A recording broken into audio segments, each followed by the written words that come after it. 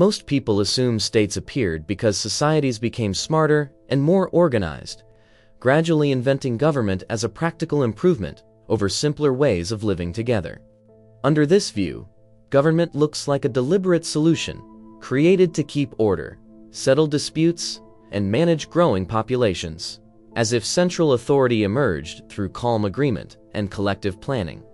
Welcome to History and Society, where history is explained through the systems of money, belief, power, and ideas that shape civilization. But history shows a problem with this idea. Early communities strongly resisted permanent authority and taxation, even when cooperation alone could no longer protect them from serious external threats. If states were a free choice, many societies would have rejected them. Yet wherever long-term warfare appeared, structured authority followed, forcing us to ask what actually made states unavoidable. War immediately breaks the limits of kinship. Once fighting extends beyond families and clans, trust based on personal memory fails, forcing societies to coordinate people who no longer know each other directly. As armies grow, coordination becomes a logistical problem. Fighters must be fed, equipped, replaced, and moved, requiring planning across time and distance rather than spontaneous cooperation or shared custom. These demands introduce counting before commanding. Food stores, weapons, labor days, and casualties must be recorded, because memory cannot manage obligations once participation exceeds small, face-to-face groups. Record-keeping changes relationships. Contributions become duties, not favors, and refusal becomes a risk to collective survival, creating the need for enforcement, even when authority is still temporary. At this stage, administration appears before ideology. Officials exist to manage supplies and coordination, not to rule, govern, or represent abstract political ideas. Time becomes the decisive pressure. Wars are not won in moments of courage, but across months and years, forcing societies to plan rotations, rest, replacements, and supply continuity beyond any single campaign. Short conflicts rarely produce states. It is prolonged warfare, where exhaustion accumulates and resources deplete unevenly, that forces societies to create permanent systems capable of sustaining effort over time. Charismatic leadership fails under this pressure. Inspiration cannot schedule harvests, calculate rations, or ensure replacements arrive before collapse, making procedure more valuable than personality. Written records outperform oral authority. Instructions that survive death, distance, and dispute allow coordination to persist even when leaders change or disappear. Because war is unpredictable, these administrative roles cannot dissolve after a single conflict. Supplies must remain stored, records maintained, and coordination structures preserved in anticipation of the next threat. Temporary war arrangements, therefore, become permanent institutions. What began as an emergency organization slowly hardens into standing offices, routines, and expectations that survive even during periods of peace. Once permanence appears, authority shifts subtly. Officials managing resources gain decision power, not through ideology, but through control over food, weapons, and access to survival-critical supplies. At this point, compliance matters more than consent. War does not wait for agreement, so systems evolve to compel participation when voluntary cooperation proves insufficient or unreliable. This is where enforcement emerges. Guards, overseers, and punishments appear not to express morality, but to ensure that logistics function under pressure and deadlines imposed by external threats. With enforcement comes standardization. Measures of grain, labor time, and equipment are unified, allowing large groups to act coherently instead of fragmenting into incompatible local practices. Standardization enables expansion. Once coordination works reliably at one scale, it can be repeated, allowing armies and territories to grow without collapsing under their own complexity. As scale increases, leaders become less important than systems. Individual charisma cannot manage thousands, but procedures, records, and offices can operate regardless of who temporarily occupies them. Over time, these systems outlive their creators. Administrative routines persist even when original leaders die, conflicts end, or populations change, because dismantling them threatens collective security. What people later recognize as government is already present by this stage. Rules, roles, extraction, and enforcement exist, even though no abstract theory of the state has been articulated. Legitimacy comes afterward. Only once administration stabilizes do societies begin justifying authority through religion, tradition, or law, retroactively explaining systems that war already made necessary. The state, then, is not designed from ideas upward. It crystallizes from repeated logistical necessity, hardened by conflict, and stabilized because dismantling it risks catastrophic vulnerability. The earliest clear evidence appears in southern Mesopotamia, where Sumerian city-states faced constant conflict over land and water, forcing dense populations to organize defense beyond kinship ties.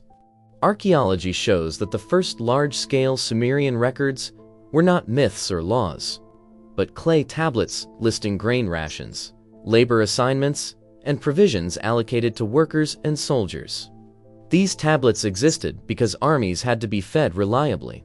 Fields, storehouses, and distribution schedules had to be coordinated, turning agricultural surplus into a managed, centralized resource.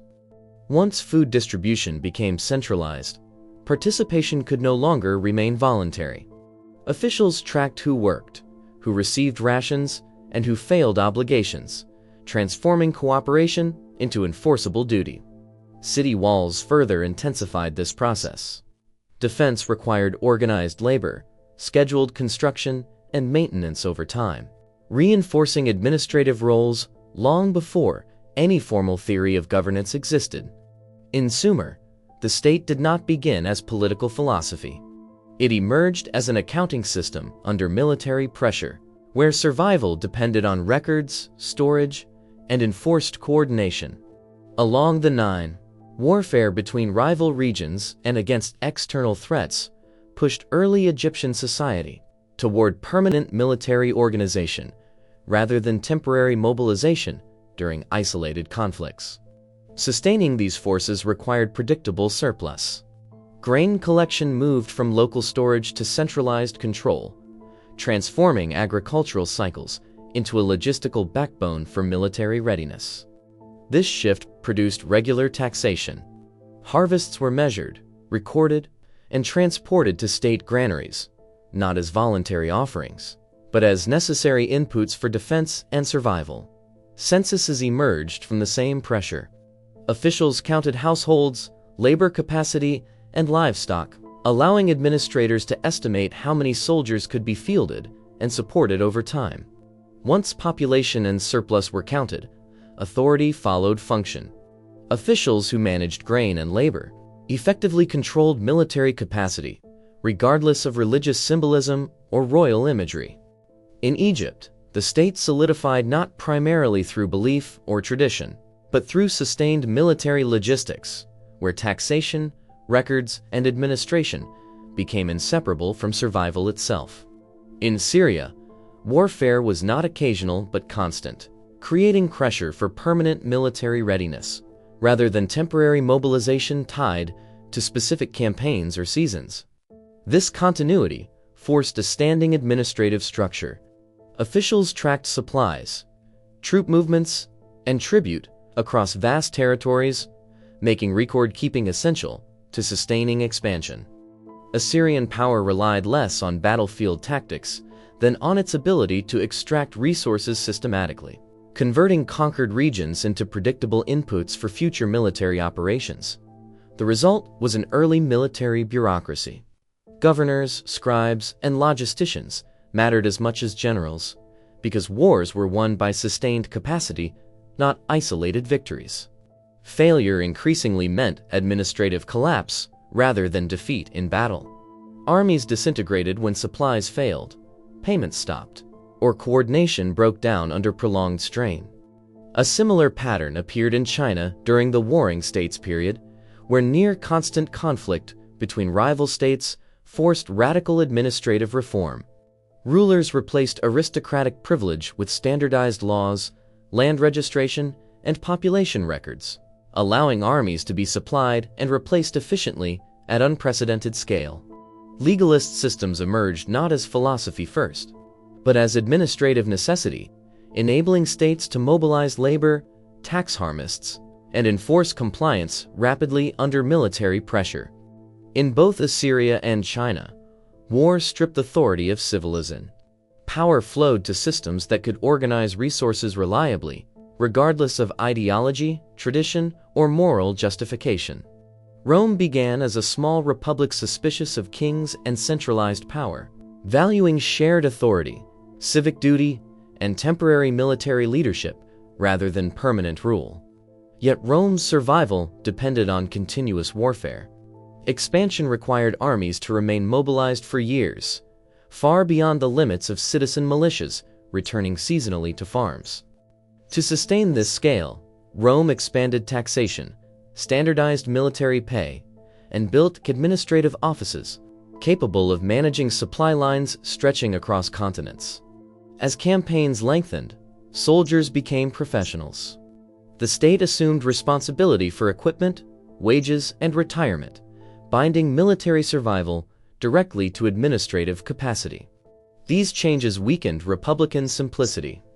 Institutions designed for coordination grew more powerful than assemblies designed for debate, because war rewarded reliability over deliberation. Provincial governance followed the same logic. Conquered territories were assessed, recorded, and taxed to feed Roman armies, turning distant lands into logistical extensions of the state. By the time Rome became an empire, the state already existed in practice. Imperial authority formalized systems that warfare had built gradually and irreversibly. Rome demonstrates the pattern clearly. Even societies committed to limiting power expand state machinery when sustained war makes administrative scale unavoidable. Across civilizations separated by geography and culture, the same sequence repeats. Sustained warfare creates logistical strain, logistics demand administration, and administration solidifies into permanent institutional structure. This pattern appears regardless of belief system, leadership style, or moral code, because the underlying pressure is structural rather than cultural or ideological. War forces societies to solve coordination problems faster than voluntary cooperation allows. When survival depends on timing, supply, and scale, informal arrangements collapse under stress. Peace does not dissolve these systems. Once created, administrative structures solve more than war, including taxation, dispute resolution, and resource allocation, making their removal riskier than their continued existence. Even when conflicts pause, the memory of vulnerability remains. Societies that dismantle coordination systems gamble on uninterrupted peace, a gamble history repeatedly shows to be unsafe. As generations pass, the original wartime purpose fades from memory. What began as emergency logistics becomes normal governance, embedded in daily life and rarely questioned. This amnesia reshapes perception.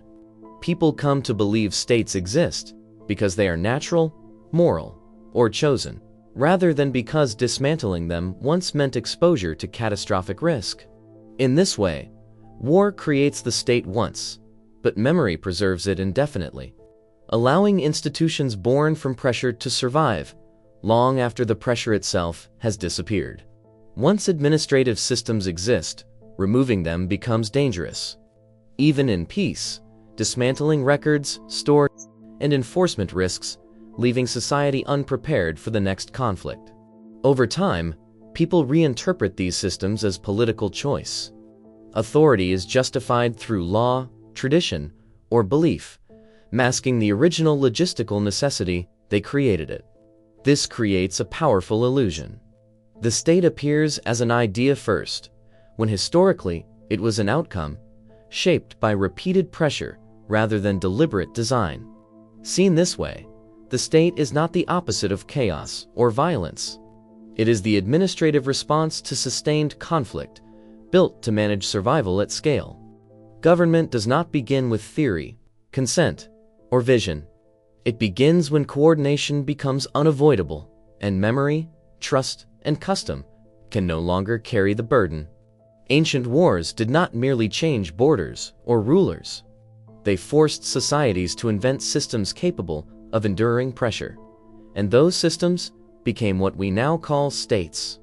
This episode explored how ancient wars forced the creation of states. To continue examining how hidden systems shape civilization, watch the next History and Society episode.